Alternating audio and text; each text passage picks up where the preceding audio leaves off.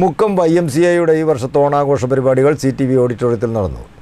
Evelyn തെരേസിൻ്റെ പ്രാർത്ഥനാഗാനത്തോടെ ആരംഭിച്ച പരിപാടിയിൽ programme convener Rajan Varghese, YMCA president doctor TC Simon, YMCA Kozhikode sub region chairman Jacob John, Thomas Alex തുടങ്ങിയവർ സംസാരിച്ചു. തുടർന്ന് കുട്ടികളുടെയും മുതിർന്നവരുടെയും വിവിധങ്ങളായ കലാപരിപാടികൾ നടന്നു. കലാപരിപാടികളിൽ പങ്കെടുത്തവർക്ക് പ്രോത്സാഹന സമ്മാനങ്ങൾ നൽകി. ജോഷി PV, ജിനോജ് കുരുവിള തുടങ്ങിയവർ നേതൃത്വം നൽകി.